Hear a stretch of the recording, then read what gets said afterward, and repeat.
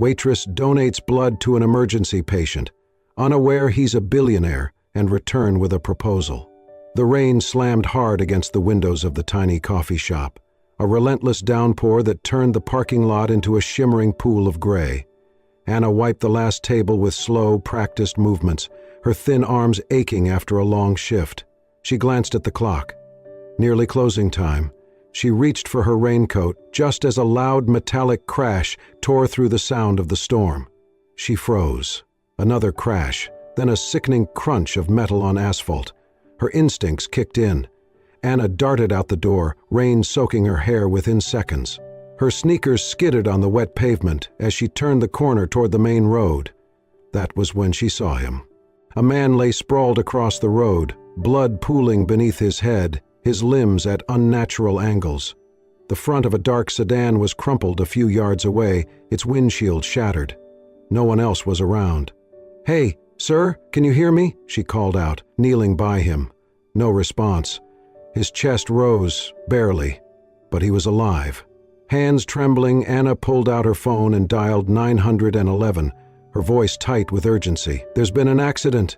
A man's been hit by a car. He's not conscious. I don't know if he's going to make it." The dispatcher asked questions, but Anna's eyes stayed locked on the man's face. Blood streaked down from his hairline. His breathing was shallow. "I'm staying with him. Just hurry," she whispered, and ended the call. She tore off her apron and rolled it up to press gently against the wound on his head. She had never seen so much blood. Her stomach twisted, but she did not look away. Within minutes, sirens blared in the distance. When the ambulance arrived, paramedics rushed to her side, pushing her gently back. "You called it in?" one of them asked. "Yes, he was alone," Anna replied, wiping her hands on her soaked pants. The paramedics worked quickly, stabilizing him. "We've got a male, late 30s, significant trauma, heavy blood loss, no ID, no family on scene." "Do you know him?" another medic asked her. "No," Anna said, "but I'm going with you." They looked at her. "I was the first one here," she added. "Someone should go with him. No one should have to go through this alone." A medic hesitated, then nodded. "No, fine. Get in." Inside the ambulance, Anna held onto the stretcher rail as they sped through the streets. The interior was a blur of medical jargon, beeping machines, and soaked bandages. One of the medics cursed under his breath. "He's O negative. Extremely rare, and we're low on that blood type at every local bank right now." "What does that mean?" Anna asked, gripping the cold metal bar. "It means if he loses more blood, and we don't find a match fast, we might lose him." The medic met her eyes. "Unless we find someone who can donate, immediately." Anna's mind raced. "I'm O negative," she said softly. Both medics turned to look at her. "You sure?" one asked. "Yes. I gave blood once. Years ago." They exchanged a glance. "Do you weigh at least 110 pounds? She bit her lip. "No, not quite." "But then we can't." "I don't care," Anna interrupted. "I'll sign anything. I'll take the risk, please." One of them frowned. "Miss, we can't let you put yourself in danger. There are regulations." "I've watched someone die before because I didn't help," she said, voice breaking. "I can't do that again, not when I can do something this time." They hesitated. "Please," she whispered. "I'm not asking for anything. I just don't want him to die." The medic finally nodded. "We'll have to talk to the attending at the ER, but if you're willing to sign a consent and undergo a quick screening, they might approve a small unit." "Thank you," Anna whispered, eyes filled with tears. As they pulled into the emergency entrance, Anna looked down at the unconscious man beside her. His features were calm now, as if unaware of how close he was to slipping away. She reached for his hand, cold and stained with blood, and gripped it gently. "You're not alone," she murmured. "You're going to make it, I promise." The ambulance doors flew open. Floodlights, gurneys, nurses barking instructions, and Anna, soaked and shivering, followed the man she did not know into the chaos of the ER, ready to bleed for a stranger because her heart would not let her do anything less. The white walls of the emergency room felt colder than the rain outside. Anna sat on a narrow bench, soaked to the bone, her thin fingers trembling against the clipboard that rested in her lap. Nurses rushed past, machines beeped, and behind the swinging doors, the man she had followed from the street clung to life by a thread. A doctor finally emerged, his expression tight and hurried. "You said you're O-negative?" he asked, scanning the form in his hands. "Yes," Anna said quickly, standing up. "We ran a quick test." "You are a match," he confirmed, then hesitated. "But I'm afraid we can't approve the donation." "What?" Her voice cracked. "Why not?" He looked at her apologetically. "You weigh only 44 kilograms.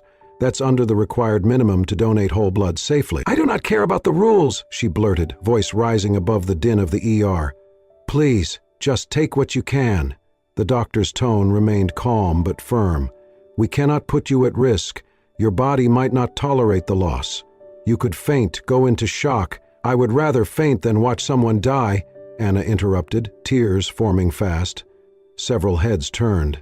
A nurse paused mid-stride. Anna clenched her fist. "You don't understand. I have to do this." The doctor folded his arms. "Why? You don't even know him." "Because I've been here before," she whispered. He frowned. She took a shaky breath, her hands tightening around the clipboard. "When I was 18, my best friend, Liam, got into a motorcycle accident. He needed blood urgently. I was a match, but I was terrified. I'd never donated before. I hated needles. I panicked." She looked down, voice breaking. "I told the nurse I couldn't, that I'd come back the next day. But he didn't have a next day. He died that night." Silence fell between them. Anna wiped at her eyes, angry at herself. "Every day since then, I've wondered if I could have saved him. If maybe my blood would have been enough. But I didn't give it. I ran." She looked up, face pale and determined. "I'm not running this time. Please, doctor, let me do this." The doctor studied her, the tension in his brow slowly shifting into something more thoughtful. After a pause, he spoke more gently. "There are rare cases where, with informed consent and physician supervision, we allow a partial draw. It's not ideal, it's not common, but it's possible." "Yes," Anna said instantly. "I'll sign anything, just please. We'll have to monitor your vitals closely, and we can only take a very small amount. Just enough to stabilize him, not for a full transfusion." "I understand." The nurse nearby stepped forward, clipboard in hand. "You'll need to sign a voluntary release. It states that you accept the risks of donating, underweight." Anna grabbed the pen without hesitation. Her signature shook but held firm. A few minutes later she sat on a reclined gurney, a tourniquet tied around her upper arm. The antiseptic burned her skin, but she did not flinch. The nurse inserted the needle. She closed her eyes. Images rushed back.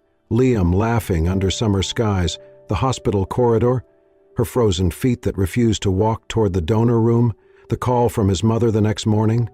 She felt a tear slip down her cheek as her blood filled the bag. The nurse touched her shoulder. "We're halfway. You're doing great." Anna nodded, her breathing shallow. When it was over, they helped her lie down and rest. Her head spun, but a strange peace settled in her chest. Across the ER, her blood was already being rushed into the trauma room. She watched it go. The doctor returned 10 minutes later, his expression softer. "He's stable," he said. Anna blinked. "You bought him time. He was crashing. That unit, it made all the difference." She swallowed hard. "We're not out of the woods, but yes, he's going to make it." Anna let her eyes fall closed, exhaustion pulling at every muscle. Relief washed over her like warmth. She did not know the man's name, she did not know his story, but tonight she had rewritten her own, and this time she had not run. The first thing Michael noticed was the sterile smell, antiseptic, plastic, and something faintly metallic. Then came the weight in his chest, the sharp ache in his side, and the dull pressure around his head. He opened his eyes. Blinding white light, a ceiling fan spinning slowly above, the rhythmic beeping of a heart monitor, and then a memory. Not a clear one, but something blurred, as though underwater. A voice, a woman's voice, and her face, a hand gripping his as the ambulance roared through rain. "She was there," he murmured. A nurse glanced up from the corner of the room. "Mr. Sterling? You're awake." Sterling. That was his name. The nurse's voice confirmed it, but it felt distant, foreign. Michael tried to sit up, grimaced as pain lanced through his ribs. "Careful," the nurse warned, pressing a button to elevate the bed. "You've been unconscious for nearly 3 days. Internal bleeding, fractured clavicle, 2 cracked ribs. You're lucky to be alive." Michael barely heard her. "Where is she?" "Who?" "The girl, from the ambulance. She was holding my hand." The nurse hesitated. "I wasn't there, sir, but I can check with the paramedics." A few hours later, one of his assistants arrived. James, the one who always wore a dark tie and spoke in clipped sentences. He looked both relieved and tense. "Sir, thank God you're awake. I've already notified your family off. Security has been tight. We've kept all press away. They don't know you're here." Michael waved him off. "None of that matters. I need to find her." "Her, sir?" "The girl who saved me." James blinked. "We're still gathering information about the accident. You were hit by a car, hard to tell if it was a reckless driver or intentional. No ID on you at the time, only your phone, which was destroyed.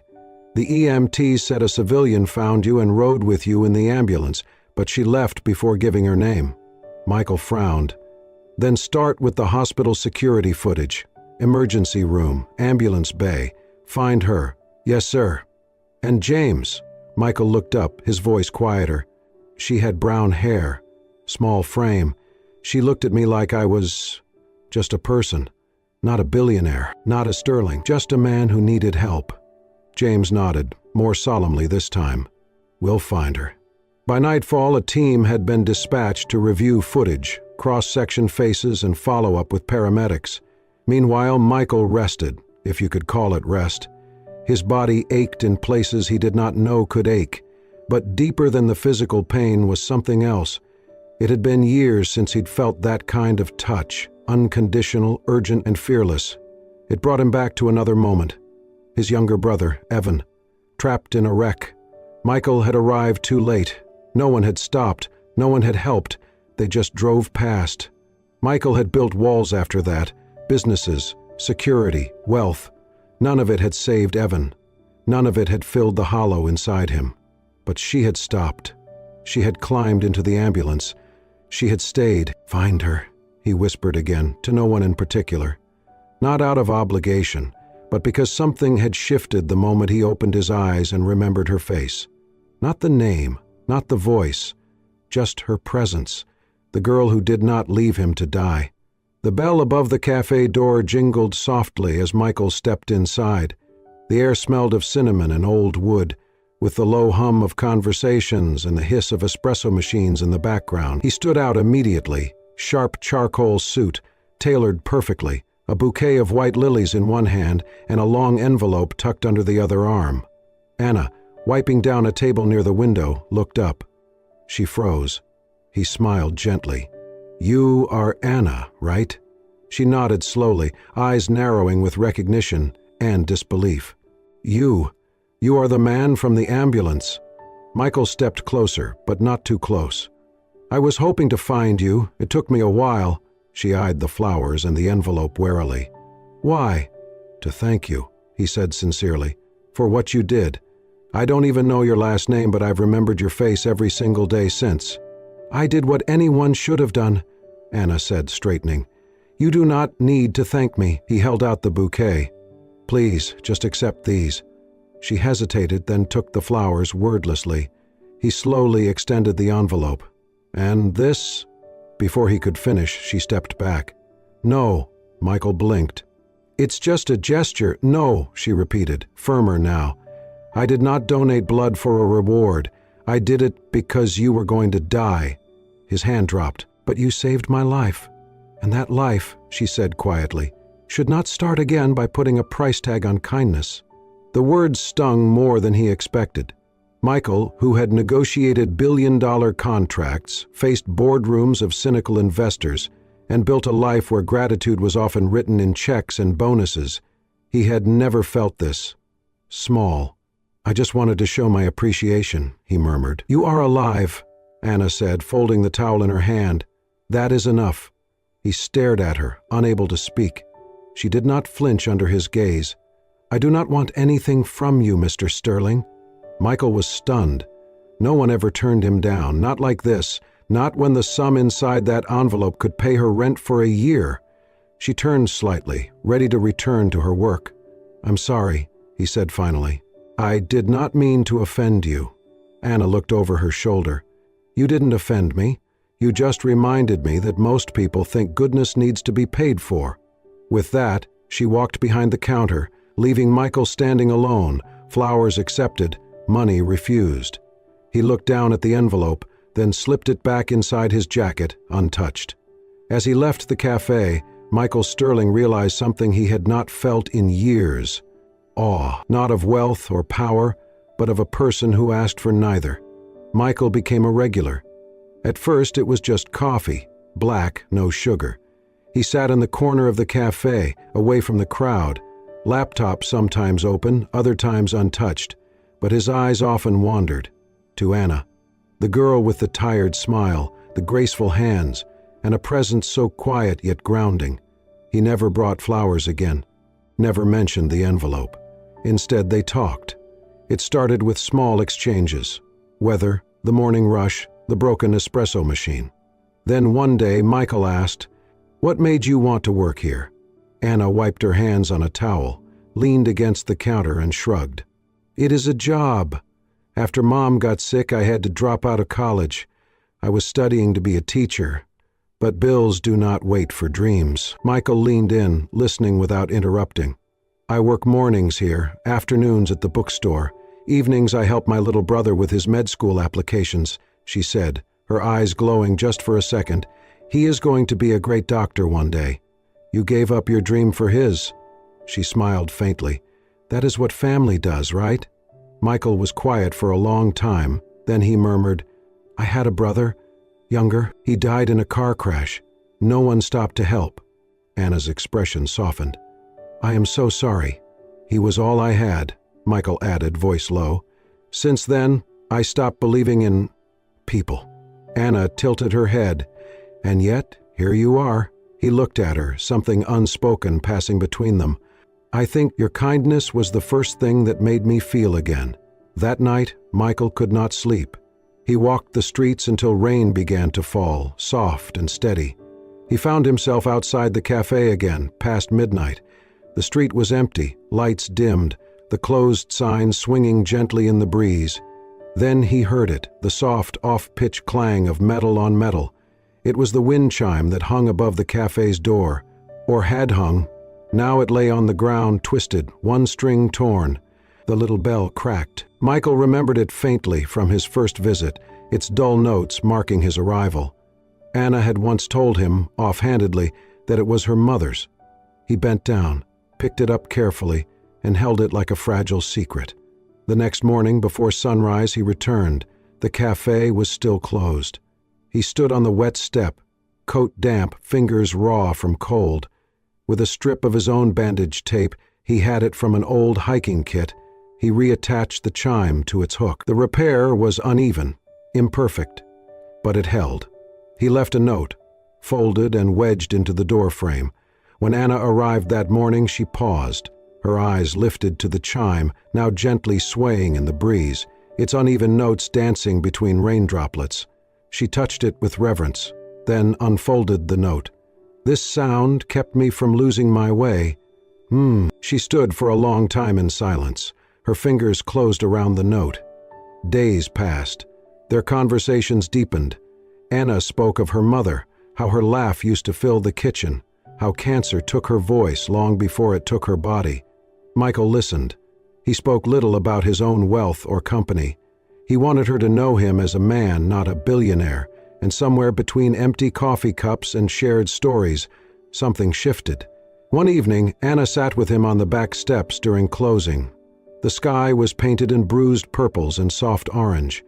"I keep thinking," Michael said, "about what you did, about how you saved me, not just with blood." Anna looked at him. "I did not do anything special." "Yes, you did," he said, voice raw. "I've spent years building things, fixing systems, solving problems, but I never fixed myself, and somehow a stranger in a cafe did." She looked down at her hands. "Maybe we both needed saving." Michael reached over, gently placing his hand atop hers. "I never imagined a single drop of blood could bring someone back to life," he said. "But it did, literally and in every other way." And in that quiet moment, neither spoke. Not because there was nothing left to say, but because sometimes silence says everything. The sun had just begun its descent, casting long shadows across the small cafe as Michael stirred his untouched coffee. Anna wiped down the counter, occasionally glancing at him. Something about his posture was different, tense, yet hopeful. Finally, he stood and walked over. "Anna," he began, voice quieter than usual, "I want to ask you something, not as the man you saved, not as a customer, but as someone who believes you have something this world needs more of." She raised an eyebrow, half amused, half wary. "This sounds serious." Michael nodded. "I want to start something, a nonprofit, a network of hospitals, donors, volunteers, a way for people with rare blood types to get help, fast. I want to call it Life Chain." Anna paused, cloth frozen in her hands. "I can fund it," he continued. "I can get the logistics, the partnerships, but I need someone who understands the heart of it. Someone who knows what it means to give not because of reward, but because it is right." She stared at him, unsure whether to be touched or suspicious. "You want me to help you run this?" "I want you to build it with me." Anna leaned back, arms crossed. "You are a billionaire, Michael. You live in penthouses, have private drivers, wear suits that cost more than my rent. What do you know about sacrifice?" The words hung in the air like a dare. Michael swallowed, gaze steady. "I know what it feels like to have everything and still lose the one person who meant everything. My brother died because help did not come fast enough. No one stopped, no one tried. I've lived with that silence for years." Anna blinked, taken off guard by the rawness in his voice. "I could not save him," Michael added, "but maybe I can help save someone else's brother, or mother, or child." Anna set the cloth down slowly. "And this isn't just another pet project for your PR team? No press, no spotlight? I give you my word, just people helping people. That's all." She studied him for a moment longer, then nodded. "All right, but we do it on my terms." He smiled, relief visible on his face. "Name them." "No interviews, no donors galas, no credit cards in exchange for blood donations. We build this to work in silence where it matters." Michael extended his hand. "Deal." The next few weeks were a blur. Anna had never seen the inside of a boardroom before, but now she sat in one, across from hospital directors and emergency response coordinators. Michael gave her space, always letting her speak first, always backing her up. They called the project Life Chain. Each node in the network would track donors by blood type and location, alerting them in real time if someone nearby needed help. Volunteers were trained, hospitals equipped, protocols streamlined. And most importantly, it was free. No insurance, no bills, just help. Anna found herself waking earlier than usual, staying up later than she thought possible. And Michael? He looked more alive than ever. Not because of wealth, but because, for once, he was building something that could not be sold. One evening after a long meeting, Anna sat with Michael under a city bridge where the first Life Chain mobile unit was being prepped. The hum of equipment, the soft glow of LED lights, and the sound of quiet, purpose filled the air. "Do you ever think," Anna asked, "how different things might have been if someone had stopped for your brother?" Michael looked at her, a soft sadness in his eyes. "Every day." She touched his hand, just briefly. "Well, now someone will." And in that moment, between strangers, no longer strangers, something warmer than blood began to flow. The buzz of conversation echoed through the modest community hall in the heart of a small town, one of many stops on the Life Chain outreach tour. Posters lined the walls, faces of survivors and volunteers, real stories of last-minute rescues and unexpected heroes. At the center of it all stood Anna, holding a warm cup of jasmine tea, her eyes kind but modest. Life Chain had grown faster than anyone anticipated. Hospitals from coast to coast had joined. Dozens of lives had already been saved through the rapid response donor system.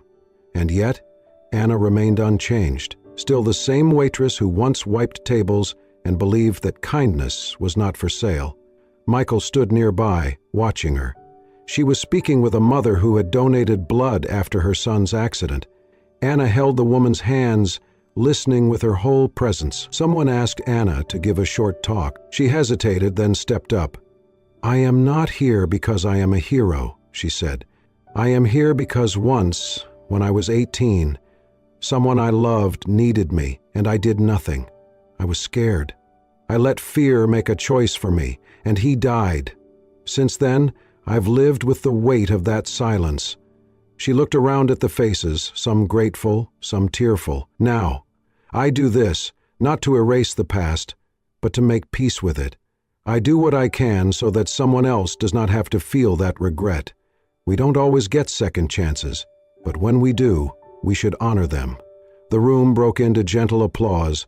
Anna stepped down, cheeks flushed, and Michael met her halfway, offering a paper napkin for her tears. They traveled together from town to town, schools, clinics, community centers. In every place, Anna was greeted not as a celebrity, but as a sister, a daughter, a friend. Her presence comforted people in a way no money or fame could replicate. Michael began to change in ways even he did not expect. He no longer carried 2 phones. He stopped using a driver. On the road, he learned to set up mobile blood units, handle coolers, even speak gently to terrified parents. One morning, Anna brewed a small pot of jasmine tea at a clinic while preparing care packages for new donors. Michael sat quietly nearby, reading paperwork. He accepted the tea, sipped, and smiled. "You know, I used to start my day with a triple espresso, burn my tongue every morning." Anna chuckled. "And now? Now I let things steep," he said. Weeks later, during a board meeting back in the city, a well-meaning assistant placed a sleek cup of artisan coffee in front of him. Michael looked down, then pushed it aside gently. "Thank you, but I've found something that calms the storm better." The team looked puzzled, but he only smiled and sipped from his thermos, filled with jasmine tea. Anna discovered it by accident, while waiting in his office before a donor strategy meeting. She opened a cabinet looking for pens and found a neatly stacked collection of tea boxes, all jasmine, each with a handwritten note. On one box, written in his neat script, "Drink to remember why I woke up again." Her breath caught for a second. She said nothing. During one of their last visits of the season, they arrived at a rural clinic just as a young girl collapsed from anemia in her father's arms. The team sprang into action. Michael coordinated with the hospital. Anna knelt beside the girl, holding her hand, whispering softly while doctors worked. The girl's fingers curled around Anna's palm. Her breathing slowed. When it was over and the girl stabilized, Anna stepped outside to catch her breath. Michael followed, watching her from a few feet away. "You did it again," he said. She turned. "We did it, all of us." "No," he said softly. "That little girl, she will grow up because of your hands, because you stayed calm, because you believe in something that can't be bought." Anna looked at him, startled by the emotion in his voice. "You don't just give blood, Anna," he whispered. "You give life, every time." She did not reply, but the silence between them was thick with meaning. Michael had stepped into this journey thinking he could repay a debt, but somewhere along the way he realized some debts are not meant to be repaid. They are meant to be lived. And that was what he was doing now, living for the first time. The Grand Hall in downtown Chicago gleamed under the soft lights of 100 chandeliers. Rows of white chairs lined the space, each filled with doctors, donors, volunteers, and families, many of whom were alive today because of a few precious drops of blood. At the front stood a sleek, modern podium bearing the Life Chain emblem, a golden heartbeat wrapped in a circle of linked hands. Anna stood at the back of the hall, her heart pounding harder than ever.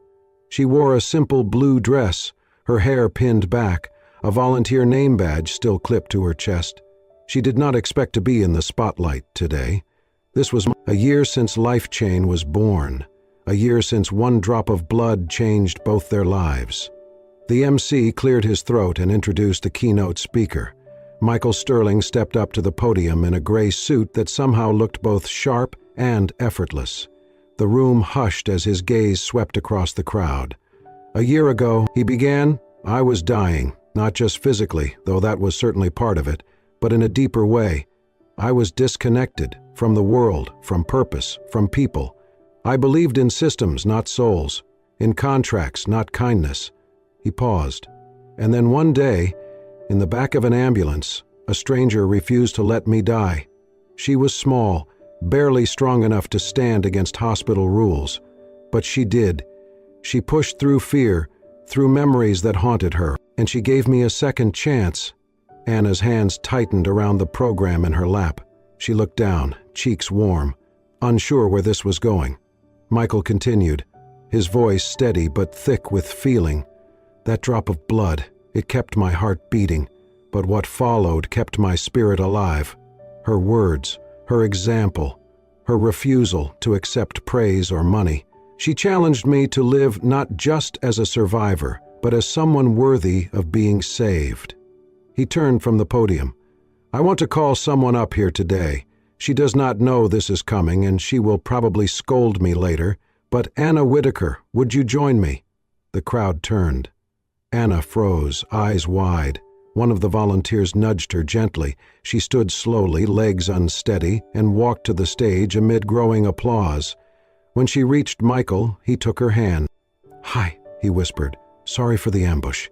She gave a tiny laugh. "You're going to regret this if I faint." He chuckled, then turned back to the microphone. "Everyone, this is Anna. Some of you know her as the girl who started Life Chain with me, others as the voice behind our donor training videos. But to me, she is the one who saved my life, not just by giving blood, but by giving everything she is." Then he stepped back, took a deep breath, and knelt. The hall went completely silent. Michael pulled a small velvet box from his pocket and opened it to reveal a ring. Simple, elegant, with a single sapphire stone. "Anna," he said, voice shaking slightly, "you may not weigh enough to donate a full pint of blood, but your heart holds more than anyone I've ever known. You are the reason I wake up every morning with purpose. You're my second chance, my light, my home. Will you marry me?" Anna gasped softly, tears springing to her eyes. For a moment, her past flashed through her mind, the hospital room where she failed to save her best friend, the guilt she carried for years, the fear that she would never be enough. But that was then. Now, here she was, on a stage, with a man who saw everything in her and asked for nothing but her love. She dropped to her knees too, facing him, both of them crouched in front of hundreds of witnesses. "I could not save the person I loved years ago," she whispered, "but if tomorrow I get to be your wife, I'll keep saving, with love." The audience erupted into applause. Cameras flashed, not for tabloids, but to capture a moment of redemption, of healing, of something true. Michael slipped the ring onto her finger and they stood together, holding hands as the Life Chain banner unfurled behind them. It was never about blood. Not really. It was about connection, about the invisible lines that tie strangers together through acts of courage and care. And in that moment, Michael and Anna were not Billionaire and Waitress, not founder and They were simply two people, bound not by status, but by a promise that had once been made in silence and now spoken aloud, to live for each other. Every day, for the rest of their second chances. If this story touched your heart, even just a little, imagine how many more lives can be changed by simple acts of kindness. Anna gave more than blood. She gave a second chance, not just to a man, but to a soul in need of remembering what it means to feel, to care, to love. If you believe in stories that heal, that stir something deep inside you, then you're in the right place. Subscribe to Soul-Stirring Stories for more powerful, true-to-the-heart tales like this. Hit the bell icon so you never miss a moment where compassion changes everything, because sometimes it only takes one small act to rewrite someone's whole life.